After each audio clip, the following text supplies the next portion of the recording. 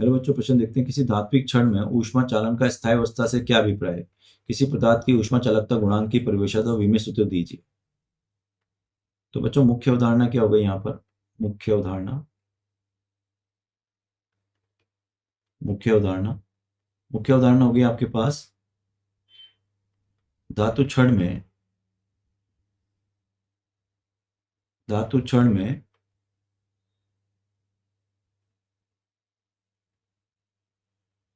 क्षण में ऊष्मा चालन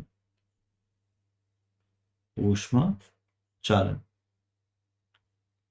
तो बच्चों, अगर अपन मान लें कि ये अपने पास एक धात्विक क्षण है,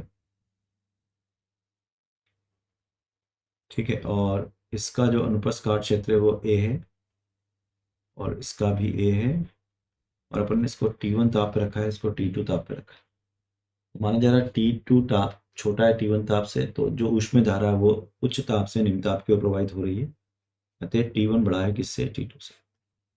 ये इसका अनुप्रस्थ काट क्षेत्र है ए और इसकी ये लंबाई हो गई L। तो यहाँ पे जो ऊष्मीय धारा होगी, ऊष्मीय धारा, वो बच्चों दिखाई जाएगी KA/L गुणा डेल टी। और डेल टी क्या है? यहाँ पर तापांतर है, तापांतर जो कि T2 माइनस T1 है, माफ किए T1 माइनस T2। के ऊष्मीय चालकता है, ऊष्मीय चालकता। ए जो है क्षेत्रफल है, अनुप्रस्थ काट क्षेत्र। एल लंबाई है, एल लंबाई छड़ की, ठीक है।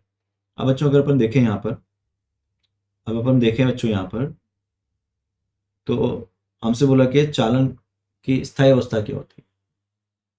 तो मान लो बच्चों, अपन ने यहाँ से एक अल्पांश ले लिया और इस अल्पांश बोल दिया ए बी, ठीक है, और इसकी अपन ने मोटाई बोल दी डी एक्स। अल्पांश ए बी पर विचार करते हैं।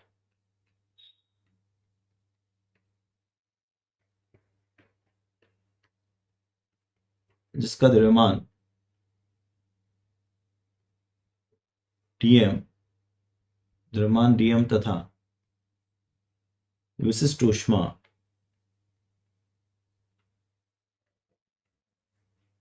Small S. तो अगर अपन ये देखें कि जो एच ए है, ठीक है, मान लेते हैं उसमें ऊष्मीय धारा एच ए है और बी के अनुप्रस्थ काट से ऊष्मीय धारा एच बी है। तो एच ए का मान क्या हो जाएगा बच्चों? के ए बटा डी एक्स, ठीक है, किसके अपने लंबाई अल्पांश डी एक्स मान लिया। एच ए बी बोल रहा हूं मैं, एच ए बी, ये अपन इसको एच ए ही बोलते हैं भैया ना, H A, H A, H A. तो ये हो गया यहां से यहां तक कि ये एक्स लंबाई है अपने, एक्स लंबाई। तो ये हो गया एक्स, एक्स लिख देते हैं बस मात्र इसको, ये एक्स हो गया, ठीक है। और इसको लिखेंगे अपन टेम्परेचर एट ए, यानी कि T1 माइनस टी ए, ये लिख दिया मैंने।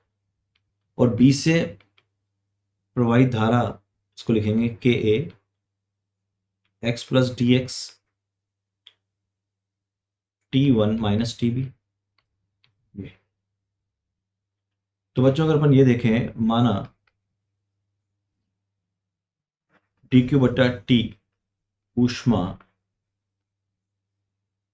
प्रति सेकंड अवशोषित होती है, अवशोषित होती है। अतः डी क्यू हो जाएगा आपका M S D theta T A B बटा टी, और ये बराबर होगा H C one minus H C two यानी कि ये SCA SCB भी लिखा जा सकता है। तो ये हो जाएगा आपका KA गुणा DTA/dx माइनस ये हो जाएगा KA DTB/dxp। तो इसको आगे हम लिख सकते हैं बच्चों, चूंकि HCA बराबर HCB साम्य अवस्था पर अतः DT/dx A बराबर DT/dxp। अतः साम्य अवस्था पर ताप प्रवणता समान रहती है। ठीक है बच्चों, ये हो गई स्थायी अवस्था पर। अब अगर अपन हम किसकी बात कर रहे हैं, ऊष्मा चालकता गुणांक की, तो हम जानते हैं HC जो है वो है KA/L गुणा डेल टी। तो K आपका ऊष्मीय चालकता गुणांक है, तो K का जो मात्रक हो जाएगा वो हो जाएगा SC होता है बच्चों ऊष्मा प्रति सेकंड। ऊष्मा ऊर्जा होती है, ऊर्जा जूल होती है, जूल प्रति सेकंड गुणा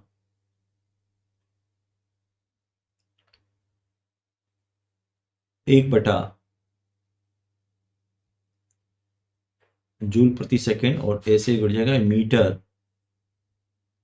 मीटर किधर जाएगा, नीचे जाएगा ना, मीटर नीचे जाएगा, और बटा केल्विन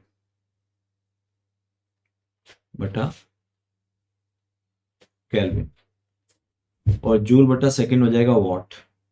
तो के हो जाएगा आपका वॉट प्रति मीटर प्रति केल्विन,